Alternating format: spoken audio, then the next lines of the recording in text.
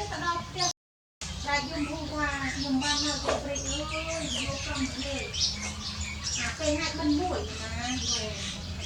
ยมบ้านนี่จะทำ